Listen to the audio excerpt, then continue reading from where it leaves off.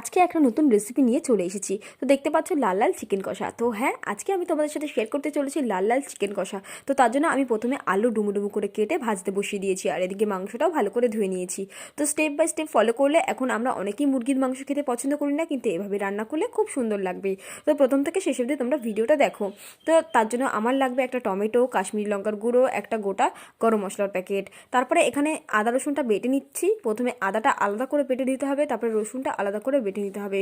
দেখতে পাচ্ছ শিলনোড়ায় বাটলে বাটনাটা বাটলে টেস্টটা অনেক ভালো আসে। আর এদিকে বাটিতে বাটা আছে জিরে, আদা। দেখতে পাচ্ছ আগে থেকেই অনেকটা আমি বেটে রেখেছি। তারপরে এখানে শুকনো লঙ্কা একটুখানি শুকনো খোলায় ভেজে সেটা বেটে নেওয়া হচ্ছে, তাহলে টেস্টটা অনেকটাই সুন্দর আসবে। এই শুকনো লঙ্কাটা দেওয়া হচ্ছে ঝালের জন্য, আর কাশ্মীরি লঙ্কার গুঁড়োটা দেওয়া হবে ওটার কালারটা চেঞ্জ করবে, তাই কালারটা ভালো আসবে। তাই এবার চলো, এই কড়াইটা আমাদের রান্না ভালো হয়, তাই এই কড়াইতেই আমি বেশিরভাগ রান্না করি। তো প্রথমে কড়াইতে তেল দিয়ে কোন জিরে ফোড়ন না কোনো ফোড়ন ছাড়া প্রথমে পেঁয়াজটা ভেজে নিতে হবে। তো দেখতে পাচ্ছ পেঁয়াজটা ভেজে অনেকক্ষণ ব্রাউন ব্রাউন হিসেবে ভাজতে হবে, একদম বেরেস্তা করলে হবে না।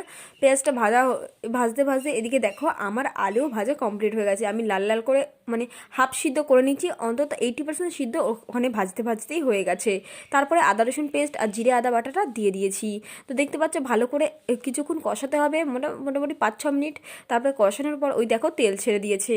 অনেকক্ষণ কষানোর পর আস্তে আস্তে সব তেল মশলা থেকে ছেড়ে দেবে, তখন বুঝবে যে কষানোটা হয়ে গেছে। তো দেখো আমি অনেকক্ষণ কষিয়েছি, এখন আমি দিয়ে দেবো মাংসটা।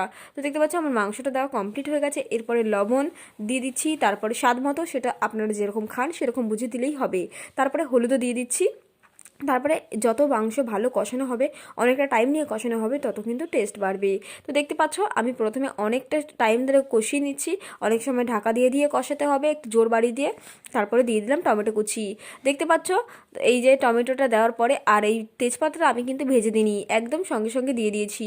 তাহলে কি অনেক সময় তেজপাতার পোড়ার একটা সেন্ট আলাদা, আর কাঁচা দিলে সেটার আরেকটা সেন্ট আলাদা হয়। তারপরে কষানোর পর আধ ঘন্টা কষানোর পর দেখো আমি জল দিয়ে দিয়েছি। তো দেখতে পাচ্ছ জল দিয়ে কিছুক্ষণ ফুটুক, তারপরে আমি দিয়ে দিলাম হচ্ছে গিয়ে গরম মশলা গুঁড়ো। বেটে দিয়েছি, যেহেতু শিলনোড়ায় বাটা মশলা প্রথমেই বললাম একটা অন্য স্বাদ। তো দেখতে পাচ্ছ সেটা দেওয়ার পরে এই আমি ভালো করে দিয়ে দিচ্ছি। দেখতে পাবে একটা অন্যরকম ফ্লেভার, অন্যরকম একটা গন্ধ। একটা এলাচ, একটা দারচিনি আর একটা লবঙ্গ দিয়ে ভালো করে পেস্ট করে সেটা দিয়ে ভালো করে আলু গলিয়ে দিতে হবে।